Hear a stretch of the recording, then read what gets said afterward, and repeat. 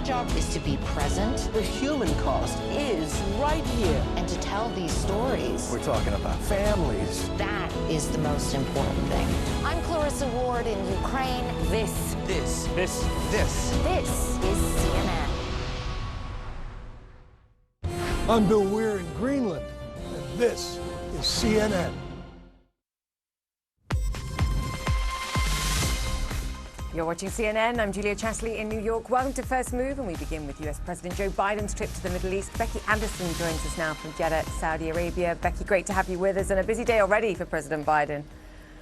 It most certainly has. President Biden, thank you, Julia, emphasizing deepening ties between the US and Israel on this critical tour of the Middle East, and signing a joint declaration with Prime Minister Yair Lapid to expand security ties and embrace Israel's integration into this wider region. That has become a major theme of the president's four-day visit. Today's landmark commitment also includes a promise to never allow Iran to acquire nuclear weapons. Today, you and I also discussed America's commitment to ensuring Iran never obtains a nuclear weapon. This is a vital security interest to both Israel and the United States, and I would add, for the rest of the world as well. Well, that's President Biden with more. Hadas Gold is in Jerusalem for us, and both of us listening in to that press conference with President Biden, of course, and Israel's new leader, Yair Lapid. Iran very much in focus, Hadas, and the idea of the building of a regional alliance which includes Israel and its Arab neighbors, to ensure that Iran doesn't have this destabilizing force going forward. What did you make of what you heard today?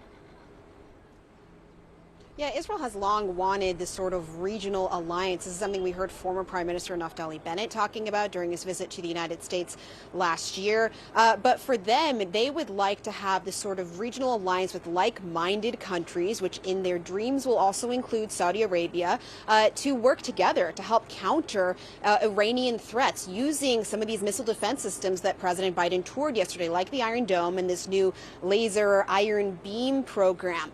But there is still exists a difference of opinion between President Biden and Prime Minister Yair Lapid and how best to counter a potential nuclear Iran. This is sort of the main moment, you could call it, of contention during this press conference, where President Biden repeated that he thinks the best path forward to prevent Iran from obtaining a nuclear weapon is diplomacy, and that is what he wants. He also said, when he was asked about whether there is a deadline when he will say to the Iranians, okay, that's it, it's been too much time, diplomacy is off the table, we're done. He didn't give a specific deadline, but he did say that it won't be forever. Prime Minister Yair Lapid pushed back and said very clearly on stage that diplomacy will not work, that words itself will not work. He said the only way that you can prevent a nuclear Iran is through a credible military threat on the table. Now, there's some reassurances for the Israelis in this Jerusalem declaration that they signed. There was an American commitment that Iran will never obtain a nuclear weapon, a recognition that Israel will always be able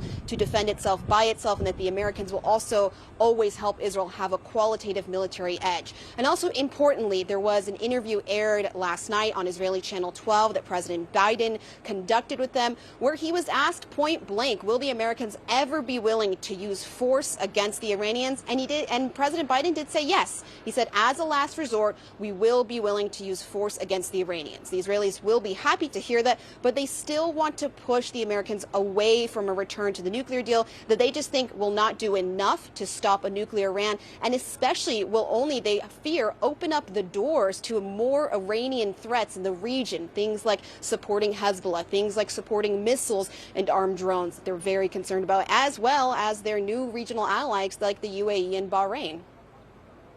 Sure.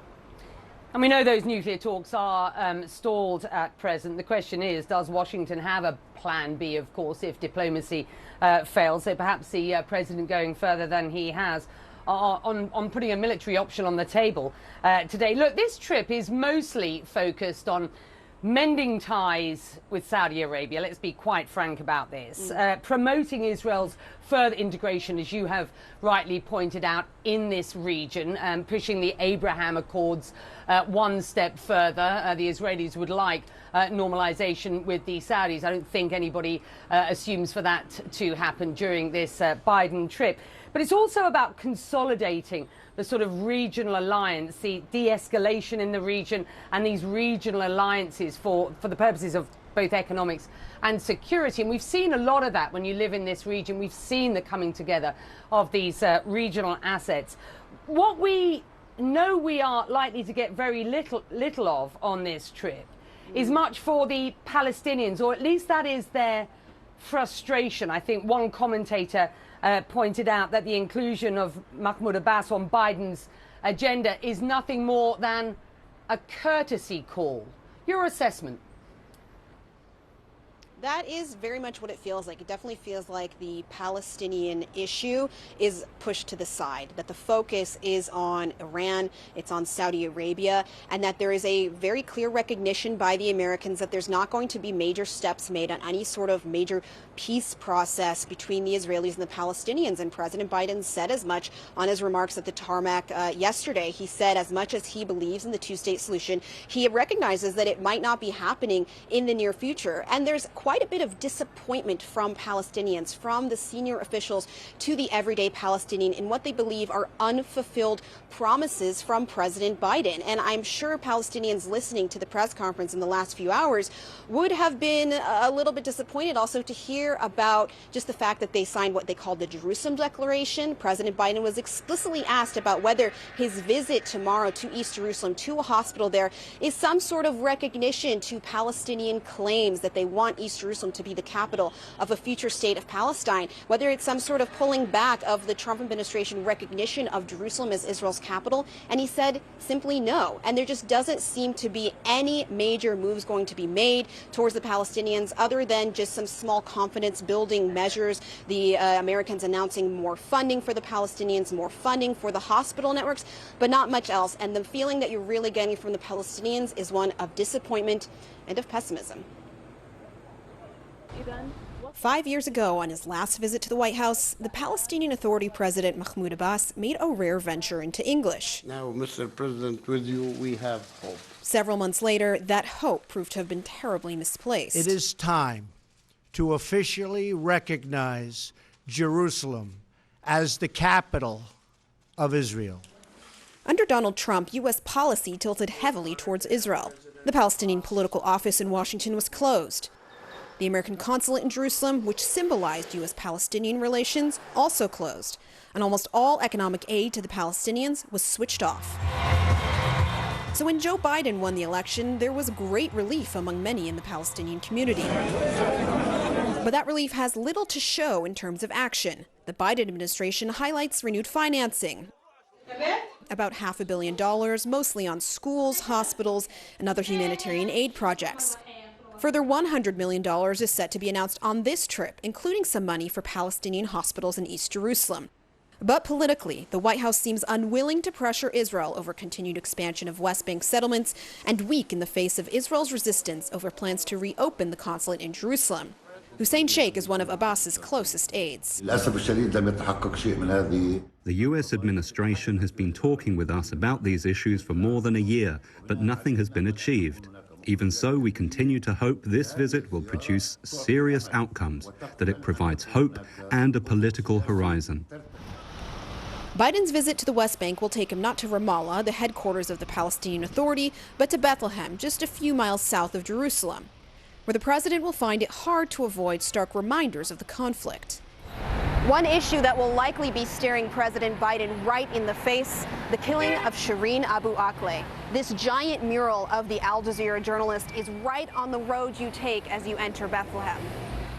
For many here, the U.S. response to the death of the Palestinian-American reporter, shot dead while covering an Israeli military operation, has been inadequate and indicative, they believe, of the U.S.'s unwillingness to force Israel to get serious about peace and bringing an end to occupation. Putting an end to this injustice, putting an end to this impunity, is important because it sheds light, it continues to shed light on the greater picture of what Palestinians continue to endure on a daily basis. From the Palestinian perspective, the overwhelming feeling around the president's visit is one of pessimism. And Becky, President Biden did say that he believes normalizing relations with Arab countries, especially these steps towards possible normalization with Saudi Arabia, will help the Palestinians.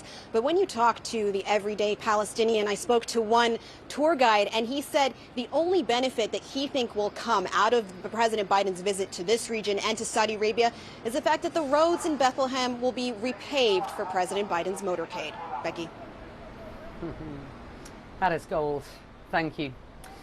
So President Biden currently in Israel. He'll go on to the West Bank, back to Israel, from where he will fly direct here to Jeddah in Saudi Arabia on Friday. And that is a first for a US president. Whether he can achieve anything more substantive as far as progress is concerned for Israel in normalizing relations with the kingdom is not clear at this point. Lots to digest. We will be back shortly. First, though, let's get you the rest of today's news with Julia. Thanks, Becky. And to Sri Lanka now, where the nation's president has now landed in Singapore after initially fleeing to the Maldives. This video shows the plane believed to be carrying him at an airport in Singapore. He had pledged to step down, but has yet to officially submit his resignation letter. Meanwhile, Colombo, calmer today as troops patrol the streets of the capital city. Kung La joins us now. It's starting to feel a little bit like the movie Catch Me If You Can. So we can talk about how long the president intends to perhaps to stay in Singapore. But constitutionally, this letter, this resignation letter, is vitally important because without it, the country can't move on and select an interim fresh government. So this is what we need to be talking about specifically, I think. Right. It is in the constitution of the Sri Lankan government that in order for the resignation of the president to be official, the speaker of the parliament has to have that letter in hand. But of course, there is no letter, and the president is not in the country. First, he disappeared into the Maldives, and now the Singaporean government has allowed him to enter the country as a private visitor. So is he going to stay there? Is he going to continue on? All we know is that he has absolutely fled the country. Now, with him gone, what he has done has appointed a prime minister. But the problem with that prime minister from the protester viewpoint is that he is seen as simply an extension of the president's government. So that has left the country in a state of limbo, and from the people who have been so angry that they have taken over the presidential palace as well as the prime minister's residence, it has really not helped cool things down. So what is happening as far as some of that simmering anger is, there is just a lot of questions on what happens next, especially with the president still on the run.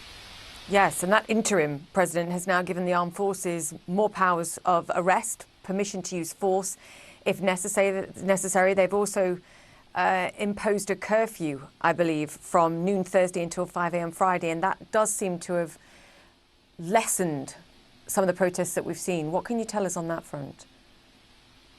Well, what we've heard from the protesters, at least through the lawyer, Julia, is that what they want to do is to leave 2 of the 3 offices that they have occupied. They will remain in the prime minister's office, but as far as the presidential palace and the prime minister's residence, they're going to walk away from those places. So there is this effort, at least on the ground, from the people's protesters to turn the volume down. And so far, what we've seen on the ground and what we're hearing from reports on the ground is that there is just this anticipation, this concern, but no direct violence or pushing forward of the protesters into more of the governmental space. Parliament is scheduled to meet, but now it appears that they're going to be holding off on meeting as well. So again, everyone holding their breath. So far today, we have not seen what we have seen, the chaotic scenes of protesters pushing into governmental offices that we had over the last few days. Julia? Yes, and far more targeted now directed towards the remaining man, which is the Prime Minister / interim president, and a rejection of his rule too. Kung La, great to have you with us. Thank you. Let me bring you up to speed now with some of the other stories making headlines around the world. Rescue workers are searching for survivors following a deadly airstrike in central Ukraine. Kyiv says 20 people were killed, including 3 children, when Russian missiles slammed into buildings located in the heart of Vinnytsia. Ukraine says the attack was carried out with Kalibr cruise missiles launched from submarines stationed in the Black Sea. WNBA star Brittany Griner is back in court near Moscow this hour after pleading guilty last week to drug smuggling. In today's hearing, Griner is expected to be questioned and her lawyers are expected to ask for leniency. We don't know if there will be a verdict today. If convicted, she could be sentenced to up to 10 years in prison. And in the United Kingdom, American actor Kevin Spacey has pleaded not guilty to sexually abusing 3 men. He faces 4 charges of sexual assault and 1 of causing sexual activity without consent, which carries a maximum sentence of life in prison. The Oscar winner has previously denied all allegations. His trial is set to start next year. OK, coming up here on First Move, big revisions, big problems. The EU Commissioner for the Economy joins us to discuss their latest forecasts. Plus, Airmageddon. Yes, it's a thing and it's all Heathrow's fault, at least according to the Emirates. It seems accusations and blame are the only things flying there at this moment. We'll discuss. Stay with us. Bua Group is one of Africa's largest foods, mining, manufacturing and infrastructure companies, with key investments in cement, sugar, edible oils, flour and pasta, construction, oil and gas, ports operations, amongst others. With these investments, Bua Group is unlocking the economic potential of Africa. Bua Group, unlocking opportunities.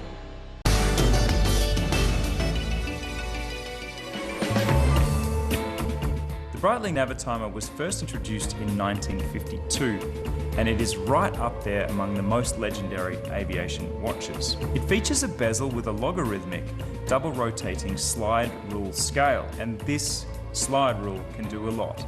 With a quick glance at the wrist, it can indicate fuel consumption, climbing and sinking speeds, as well as average speeds. This is the brand of many dashboard clocks used in cockpits, from models as famous as the Boeing 707. This watch has some very famous fans, including a pilot and movie star John Travolta.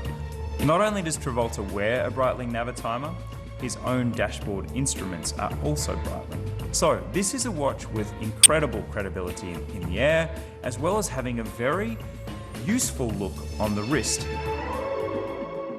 This is CNN. More people get their news from CNN than any other news source. Afghan women are afraid that this is the beginning of your efforts to erase them from the workspace. Malumness, it's not clear. Even if we appear with the burqa, maybe they will say that women's voices are forbidden. Did you ever imagine that you would be prevented from going to school? Girls' education is fundamental to the dignity of Afghan life. Do you believe that young girls will be allowed to go to school here in Afghanistan? We've missed the globe-trotting and adventures, and we're longing to get out and go. This is living. Uncovering a city's DNA, meeting people who will share its secrets. I love being here. And making discoveries that wow. You've got to be joking. Nice here, isn't it? It's a world of wonder. Now, go and see it. Saturday on CNN, in association with Turkish Airlines.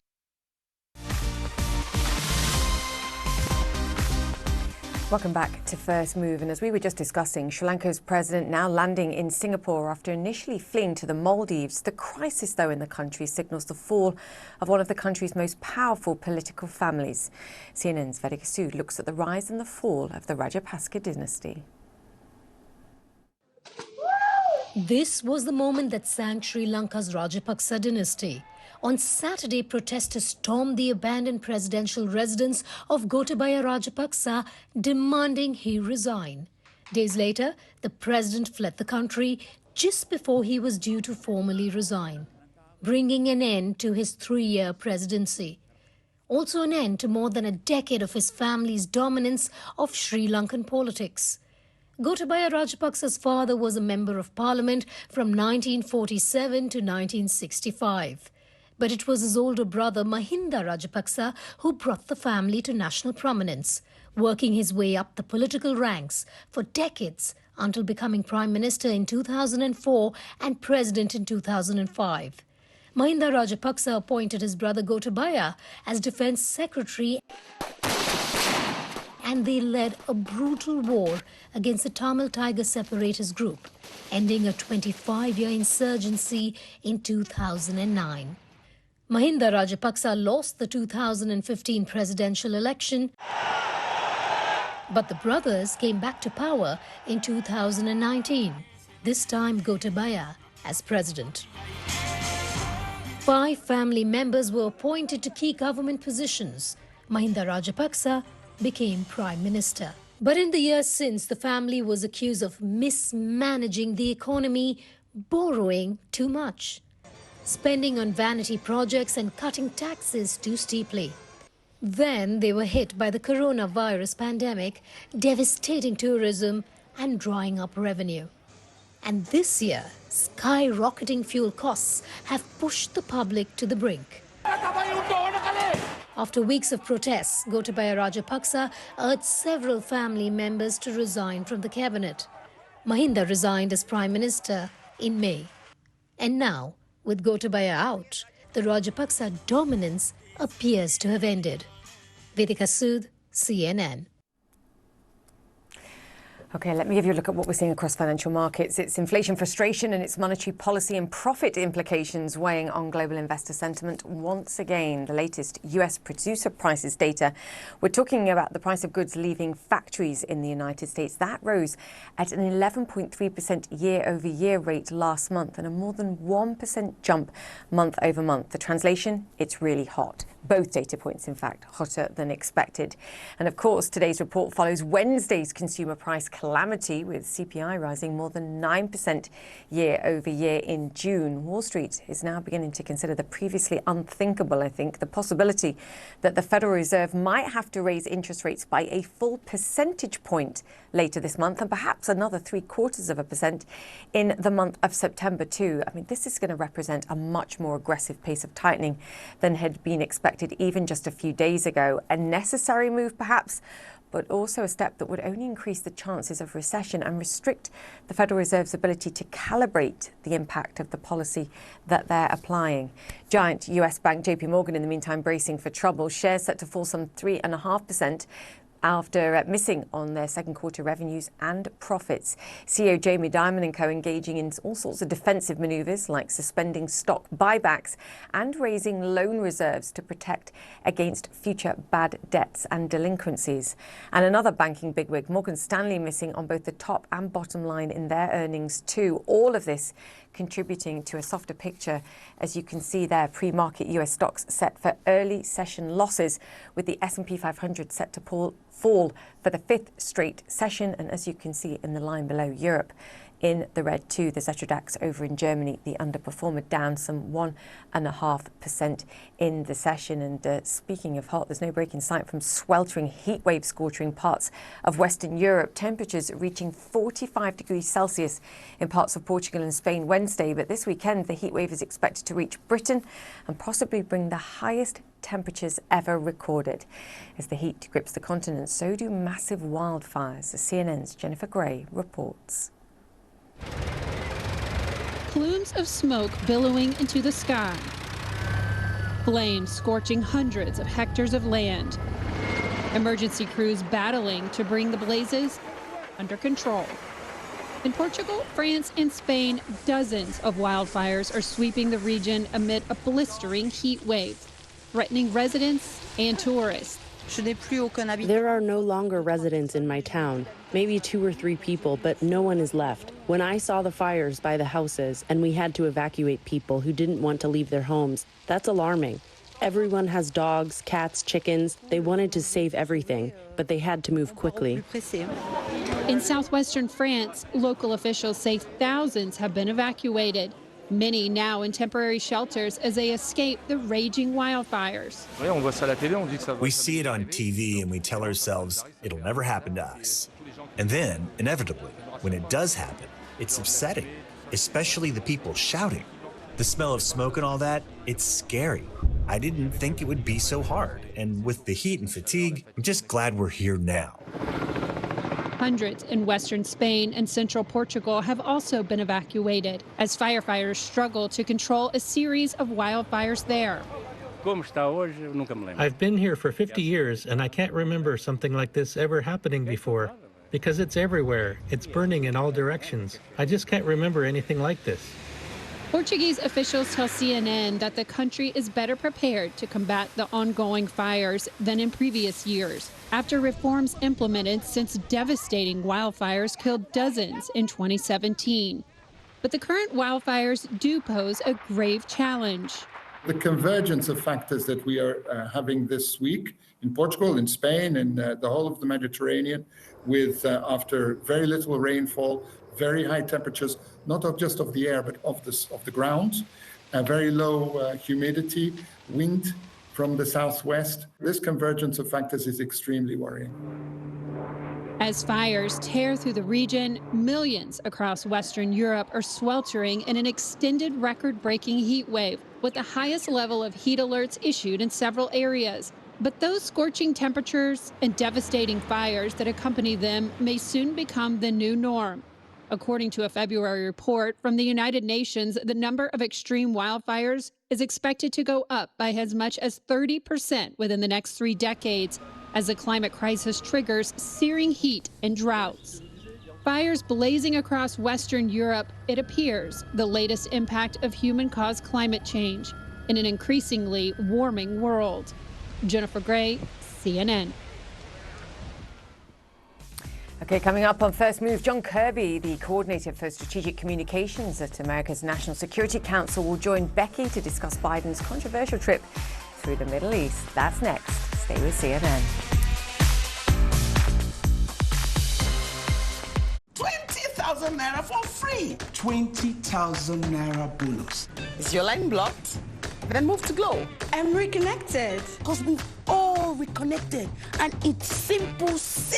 Dial *109# and link your NIN to your new or existing Glow number. Get up to 20,000 naira for free with Glow. 20,000 naira bonus free. Yes, sir, free. Nigel, what are you waiting for?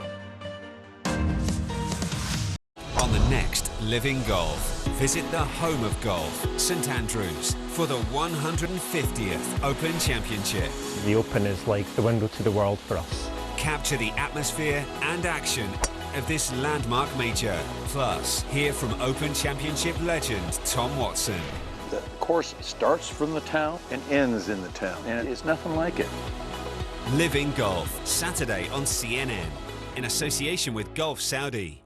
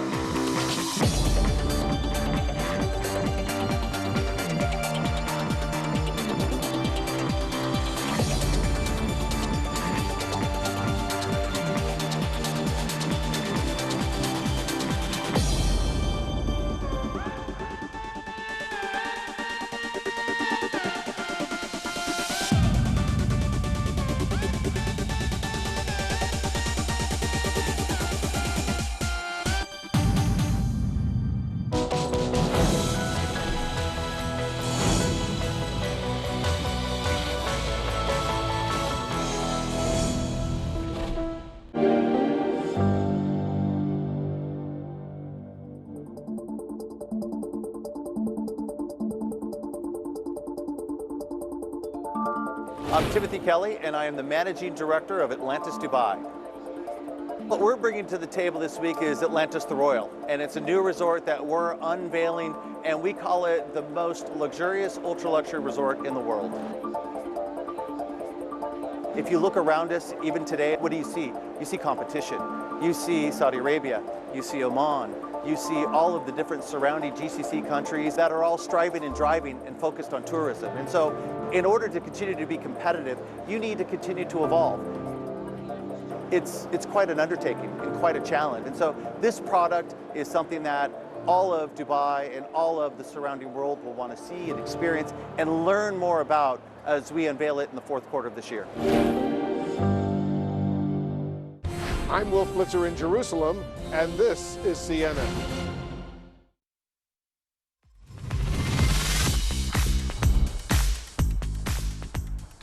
Welcome back. I'm Becky Anderson, joining you from Jeddah in Saudi Arabia, where President Joe Biden will land in the next 24 hours. Right now, he's in Jerusalem, telling his hosts that the US stands by its ironclad commitment to Israel. The two countries jointly declaring they will never allow Iran to acquire nuclear weapons. Biden saying the move is vital to the security of Israel, the US and the entire world, he said. On the murder of journalist Jamal Khashoggi, Biden says his position is already quite clear. When asked if he'd bring up the topic to Saudi leaders, he shied away from a yes or no answer, a turnaround from his campaign comments on the killing to which Saudi's Crown Prince is linked. Well, as Biden tours Israel, controversy and discomfort in some quarters over his impending visit here to Saudi Arabia. When Joe Biden arrives in Saudi Arabia on Friday, don't expect to see scenes like this. It was then President Donald Trump's first foreign trip back in 2017, underscoring the importance he placed on America's relationship with the kingdom. It's a great honor to have the Crown Prince. But his successor chose to signal a different approach. I would make it very clear, we were not going to, in fact, sell more weapons to them. We were going to, in fact, make them pay the price and make them, in fact, the pariah that they are. Since taking office, Biden has avoided directly engaging with the kingdom's de facto ruler, Mohammed bin Salman, also known as MBS, over human rights violations. MBS has denied he ordered the killing of Washington Post journalist Jamal Khashoggi in 2018, but has said he bears responsibility. But geopolitical challenges may have forced President Biden to adopt a more conciliatory approach than candidate Biden promised. He'll fly into the Red Sea city of Jeddah after wrapping up a visit to Israel, a flight that has never before been taken by a US president. And a clear example of the improving ties between Israel and Arab states, first initiated by the Trump administration and the Abraham Accords. Remain seated for the signing of the documents. Behind me is where Joe Biden will meet with leaders from the GCC plus Egypt, Jordan and Iraq in the coming days. He's keen to provide support for further normalization efforts with Israel and provide a unified regional front against Iran as talks to revive the nuclear deal continue to stall. Another key priority, energy security. Russia's invasion of Ukraine earlier this year and subsequent Western sanctions on Moscow have left the world short on supplies. And that means Washington needs Saudi Arabia and other Gulf allies to increase oil production to help bring down prices at the pump and curb inflation at home. While the White House has confirmed Biden's upcoming meeting with Saudi officials will include MBS, it also announced new COVID measures reducing presidential touch, raising questions about whether the administration is trying to avoid the optics of a Biden-MBS handshake. Well, optics aside, President Biden's visit here to Saudi Arabia will be key in resetting Washington's relationship with its Middle Eastern partners, skeptical of America's commitment to them, and may bring about a regional security arrangement in the coming months. So while it's unlikely Biden will be received like Trump was, the stakes couldn't be higher for a US president whose domestic agenda hinges on the success he finds abroad. Well, in Israel earlier, Mr. Biden made one commitment clear, saying the US will not allow Iran to acquire nuclear weapons. Israel's Prime Minister Lapid told Biden that the US's threat must be credible and requires force, not words. Well, John Kirby is coordinator for strategic communications at the National Security Council. He joins me from Jerusalem, where Joe Biden just announced the joint security declaration. It's good to have you, John. In the last couple of hours, Israel's Prime Minister had this to say when speaking about Iran. Take a listen. Words will not stop them, Mr. President. Diplomacy will not stop them. The only thing that will stop Iran is knowing that if they continue to develop their nuclear program, the free world will use force. President Biden said he still prefers diplomacy, but will use military action as a last resort. John Kirby, is President Biden going to put a credible military threat on the table as the Israeli Prime Minister is calling for? President Biden has been very, very clear that he's not going to take any option off the table with respect to staying true to our commitment that Iran cannot have a nuclear weapons capability. But he also was very honest, and you heard that today, Becky, that he still believes diplomacy is the best path forward to achieve that outcome. Now, look, the Iran deal negotiations are pretty well complete. There's a deal now on the table. And the president, and you heard him say this today, believes that the onus is on Iran now to take that deal, to accept that deal, so that we can move past where we are right now. Well, some will say that without a return to the JCPOA that limits Iran's nuclear program, Tehran will reach the threshold of nuclear weapon capability. Does that concern you? And are the Israelis asking you to prevent Iran from reaching that threshold? We are obviously concerned about increasing nuclear material being developed inside Iran. I mean, it's no secret that they are closer now than they were when our administration took office, because the previous administration pulled out of the deal and lifted those constraints. It got rid of those rigid inspection regimes that were in place. So obviously we're concerned about this continued development by Iran of that fissile material. And that's why, again, we still believe that the best outcome is Iranian compliance with the JCPOA so that we can prevent them from getting a nuclear weapon capability. But if not, does that beg a preemptive strike? I won't speculate about military operations one way or the other. The president has made it clear, Becky, that he's not going to take any option off the table. But the preferred option still remains, in the president's view, a diplomatic path. And he still believes that there's time and space for that. But you heard him say today, we're not going to wait forever. There's a deal on the table. We want Iran to accept that deal so that we can make the region safer for everybody. What are we talking about here? Are we weeks, months away at this point? No, I won't speculate about a timeline. I think the president was very clear, that we're not going to wait forever.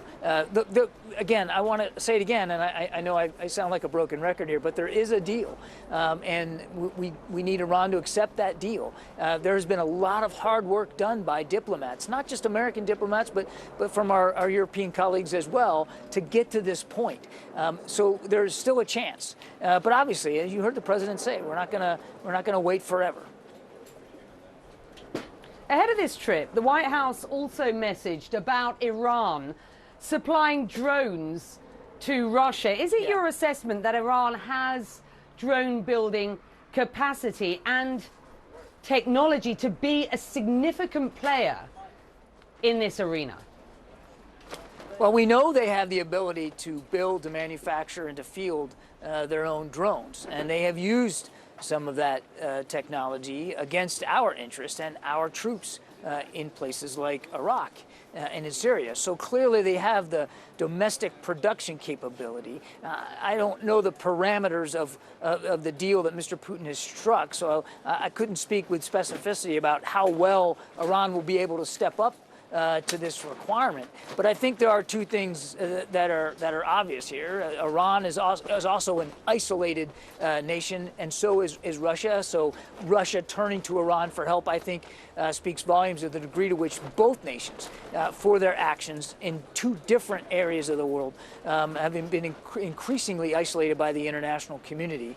And number two, that it's indicative of Mr. Putin's problems in terms of replenishing his own defense needs to prosecute this war in Ukraine.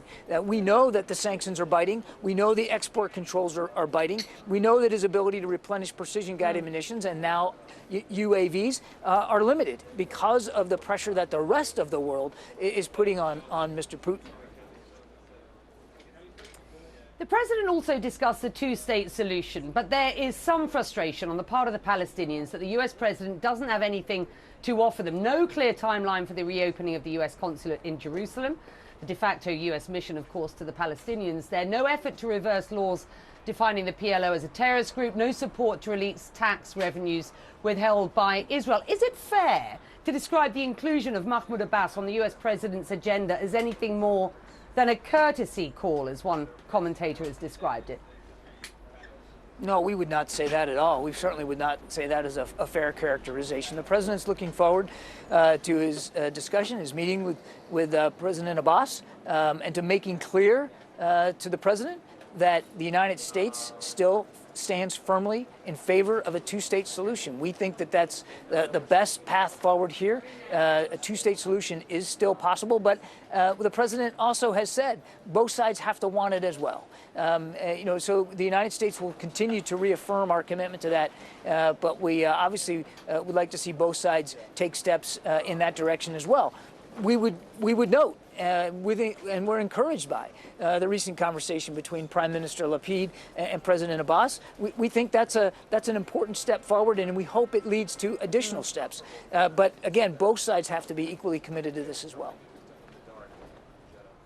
John, why did the president choose not to meet the family of the American-Palestinian journalist Shireen Abu Akleh? The president stays laser focused on this case. He has made it clear throughout our administration and certainly to leaders here in the region that we want to see a full transparency with respect to investigative results, and we want more information about exactly what happened to Ms. Abu Akleh.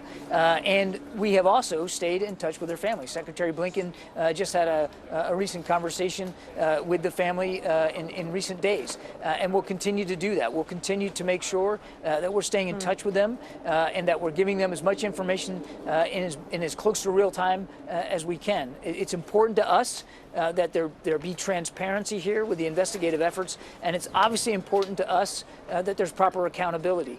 We know that they want more answers. Quite frankly, we share that concern. We want more answers, and the president is going to stay focused on this.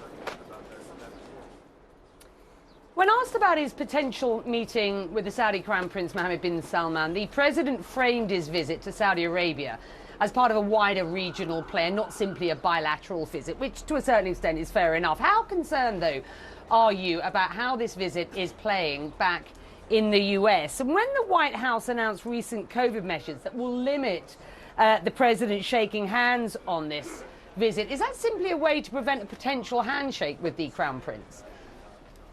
The president's looking forward to his trip to Saudi Arabia here in the next day or so. There's an awful lot on the agenda, Becky. You talked about a bilateral discussion, and there will be with King Salman and his leadership team, which of course includes the Crown Prince. And then there'll be a full day on Saturday in the context of the Gulf Cooperation Council +3. And my goodness, between those two sets of meetings, there's an awful lot of ground to cover. The president's looking forward to having a discussion here with 9 leaders in the region, 9 state leaders on things as diverse as counterterrorism, the threat of Iran, which you and I have just been talking about, the continued ceasefire in Yemen, and seeing that gets continued, and that we've had the longest now period of peace in Yemen that we've had in 7 years. So literally thousands of Yemeni lives have probably been saved by the stoppage of the conflict there. And there's a robust agenda. The president will greet these leaders, all of them, in the same way that he's been greeting leaders around the world, and he's looking forward to a robust agenda. And his focus is not on the greetings themselves. His focus is on the actual agenda and the topics that have to be furthered and discussed in Saudi Arabia. Yeah, and he'll find a region which is really sort of on the move as far as Build Back better together. We are seeing a real de-escalation of tensions by many of these regional sort of heavyweights here, and a sort of coming together of regional alliances and ties, not just on the economic side, but on the security side as well, for the bettering, they say, of this region. So quite a different region from that which the president will have travelled through in the recent past. John, it's good to have you. Thank you. John Kirby joining me from Jerusalem, the first leg, thank you, of Joe Biden's trip. Coming up, Julia takes a look at the tension between a major airline and one of the world's busiest airports. That's an incredibly important story. Find out why up next.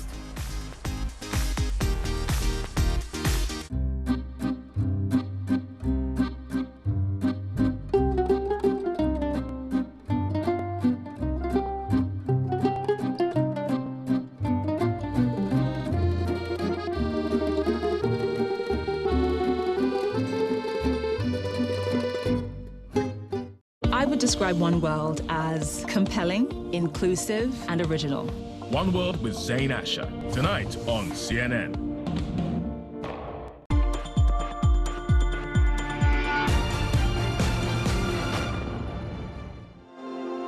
Never before in the world have the traffickers had such disruption. There was a window where their model was frustrated.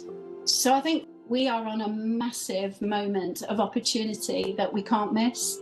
Stop the Traffic is a global organisation that fights to prevent human trafficking, founded in 2005. It was probably 10 years ago where CNN came and filmed Stop the Traffic when we launched the chocolate campaign. An enormous number of people were turning around going, what are you doing? You know, why are you talking about trafficking around chocolate? And at that point, people weren't connecting the supply chains of businesses with the trafficking and exploitation of young boys in West Africa. Now, there is a Modern Slavery Act that has a supply chain statement and agenda that came into being in 2015 in the UK, and businesses are leading. So, do I believe change can happen and people can rethink? Absolutely. And I don't believe yet we've seen the picture of how the trafficking networks of this world work. I think we need to be looking at the money flows. We need to be looking at the movement flows. We need to bring real changes that would disrupt the traffickers, frustrate their model, and maybe make them have to pivot again. We will govern for 100 years. His vision is almost messianic. Bannon sees himself as the narrator in a grand conspiracy of his own devising. In rare interviews, CNN investigates the man and his master plan. It's like you have no proof. We've looked at all the facts. What did Bannon bring to you? Bannon was calling the plays. He seems to have no limits. CNN Special Report, Steve Bannon, Divided We Fall, Monday on CNN. Welcome back to First Move. A weaker start to the Wall Street trading day. As expected, all the US majors down by well over 1%, approaching 2%, as you can see there for the Dow, is yet another US inflationary data point. This time the producer price index comes in red hot. Today's numbers suggest that businesses as well as consumers are facing growing pricing pressures, further complicating the Fed's rate hike path. A shaky start too to US earnings season. It's all tied. JP Morgan and Morgan Stanley lower in early trade after both of the Wall Street banking giants missed on earnings and revenues. JP Morgan taking steps to address the uncertain economic picture, including suspending share buybacks. A weaker deal-making environment impacting the bottom line at Morgan Stanley. It's just sheer uncertainty and volatility. Rahel Solomon joins us now. And into that mix, a weakening growth outlook, Rahel. We're starting to think the unthinkable, and that is that the Federal Reserve might have to hike a full percentage point at the next meeting and then 3/4 at the one after. That's a lot of work being done in terms of tightening. Yeah, what seemed unthinkable about a week ago is starting to look a lot more likely. And this, of course, after a fresh set of bad data this morning, as you already pointed out, Julia, producer price index, that report coming in at 11.3% year over year for producer prices for factory level inflation at 1.1% over the last month. So still red hot numbers there. And of course, that is on the heels of yesterday's much hotter than expected consumer price inflation report. So this is problematic, to say the least, for the Federal Reserve. And to your point, Julia, just a week ago, we were talking about 0.5% to 0.75% for the Fed's meeting in 2 weeks. Now, all of a sudden, we're questioning, might we see a full percentage point? When asked about this yesterday, Atlanta Fed President Raphael Bostic said everything is in play. Julia? Yes. Yikes is my response to that. Rahel Solomon, thank you for that update there. And all this tied to our next story as well, and we're calling it Airmageddon. The UAE's Emirates airline rejecting a request by Heathrow Airport to cut flights, calling it, quote, unreasonable and unacceptable. Heathrow has asked airlines to stop selling any more tickets for this summer as it struggles to cope with high demand. Anna Stewart joins us on this story. Anna, we said the airlines would be unhappy. Furious, I think, is a more appropriate word where Emirates is concerned. Incompetent, their word, not mine, and we're not cutting capacity. The end. This was quite striking. It really was. This was the most stinging rebuke I think I've ever seen in a corporate statement ever, calling Heathrow Airport cavalier, saying they have no regard for their customers, their airlines, and also, of course, for the consumer. And it was hard actually to lift out a paragraph from it, but here's one little bit where it says London Heathrow Airport chose not to act, not to plan, not to invest. Now faced with an Airmageddon, their words, situation due to their incompetence and non-action. They are pushing the entire burden of costs and a scramble to sort out the mess to airlines and travellers. Now, we'd already heard from Willie Walsh, the head of IATA, the Global Airlines Association, earlier in the week. He accused Heathrow Airport of trying to maximise profits at the expense of both airlines and passengers. Lufthansa responded straight after the announcement about the capacity cap. They said they'd already cut a lot of flights from Heathrow and many other destinations, i.e. a more diplomatic way of saying what ultimately Emirates has said, which is they are not cutting any more flights. Now, Heathrow said on Tuesday that they were just requesting airlines do this capacity cap. They weren't going to enforce it. But today from Emirates, they say the airport has threatened legal action. We're still waiting for a response from Heathrow on that. So a lot of confusion as well. I can tell you many airlines clearly are not obeying the rule or the request, if it is a request from Heathrow Airport to stop selling tickets, because I can tell you I've just been booked onto a flight from Heathrow travelling to Dubai at the end of July. If, of course, that flight takes off, if it takes off on time, and if, of course, my bag gets there, those are all questions I do not know the answer to. Yeah, and if it's not cancelled, I guess is the other challenge here. Speaking of lost bags, I mean, airlines around the world are all having capacity issues, let's be clear. So we're not just seeing this in Heathrow, there are other issues. But Delta taking some unique measures to retrieve lost bags themselves as a result of the Heathrow chaos. This was an extraordinary solution, they said, a creative solution. Just look at all those bags you're seeing on the screen stacked up at Heathrow Airport. Delta decided, as they had to cancel a scheduled flight from Heathrow to the United States as a result of the capacity cap this week, they took the opportunity and the slot available for them to take a big plane and put 1,000 bags on it, bags that had been stuck at Heathrow Airport, and they've taken it back to the US and on to their customers. Absolutely extraordinary as a solution, isn't it? But also it made me wonder, this is just one airline, Delta. This is just the customers whose bags are stuck who are currently in the US. How many bags are at Heathrow right now for all of the different airlines who fly to all of those different destinations? Julia? Yeah, too many to count or keep track of, it seems. Anna Stewart, thank you for that. OK, coming up after this, a day to remember for this little pup. And despite the slight wardrobe malfunction there, all went well in the end. We'll explain after this. Don't go away.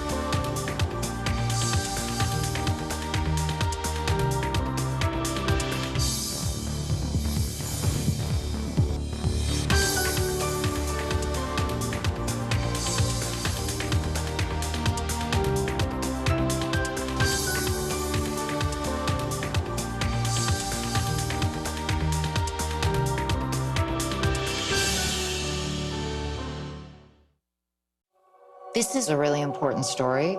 My name's Clarissa Ward. I work for CNN. Assalamu alaikum. Day in, day out, you see the reality of people living through this. Ничего страшного. This is the front line. On a human level, you find courage, sacrifice. This is what life is about. A lot of people are wondering why. You see the worst of humanity. Putin might use a nuclear weapon. Absolutely terrifying. But you also see the best of humanity. My job is to be present. The human cost is right here. And to tell these stories.